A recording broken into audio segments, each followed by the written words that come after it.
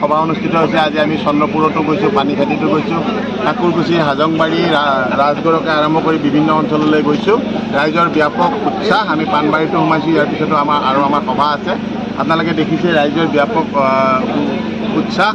আৰু আমি নিশ্চিত যে এইবাৰ অসমৰ ৰাইজে সিদ্ধান্ত লৈছে যে NDA চৰকাৰ 2026 চনত দিছপুৰত হিমন্ত বিশ্ব শৰ্মা ডাঙৰীয়াৰ নেতৃত্বত গঠন কৰা হ'ব আৰু ডিমৰীয়াবাসী ৰাইজেও আমাক আশীৰ্বাদ দিব।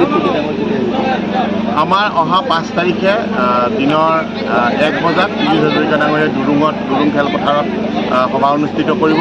3 বজাত JP নাড্ডা ডাঙৰীয়াই পাথৰকুৰিত এখন সভা সম্বোধন কৰিব।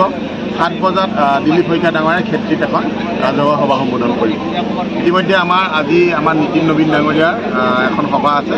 সেই সভাটো আমি এতিয়া অংশগ্ৰহণ কৰিবলৈ যাম। নিউ গুৱাহাটী সমষ্টি আৰু ডিমৰীয়া সমষ্টি একগোট হৈ সেই সভাখন অনুষ্ঠিত হ'ব। ধন্যবাদ।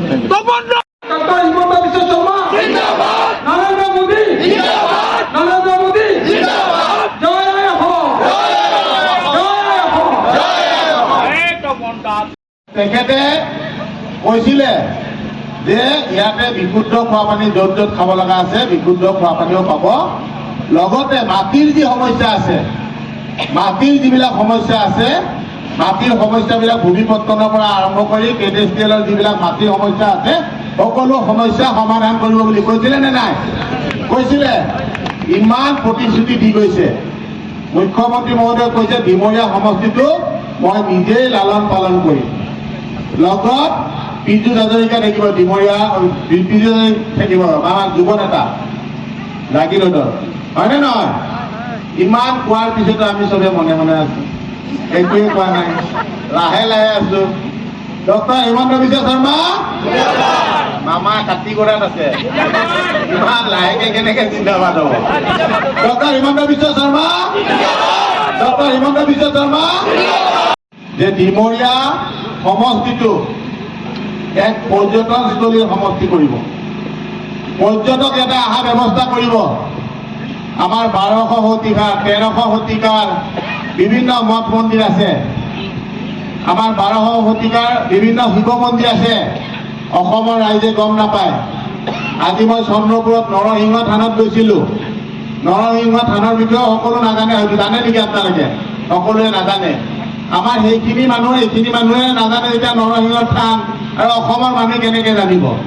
সেই যিসমূহ আমাৰ ঐতিহ্যমণ্ডিত স্থান আছে, সেই স্থানসমূহ আমি সংৰক্ষণ কৰিব লাগিব।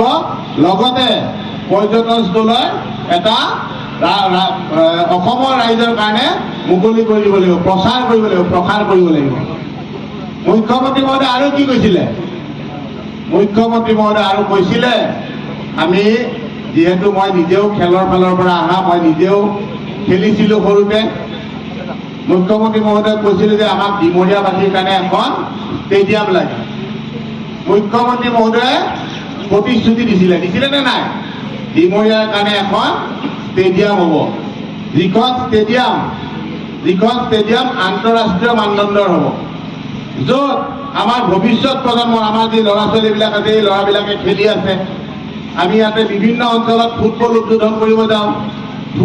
ফুটবল খেলাত কোনোবাই ফাৰ্ষ্ট প্ৰাইজ বিচাৰে, আমাক ছেকেণ্ড প্ৰাইজ বিচাৰে। ফাৰ্ষ্ট প্ৰাইজটো দিব পাৰিলে দিওঁ, ছেকেণ্ড প্ৰাইজ দিব পাৰিলেও দিওঁ, নহ'লে অলপ কমকৈ অলপ সহায় সহযোগ সিহঁতক কৰোঁ।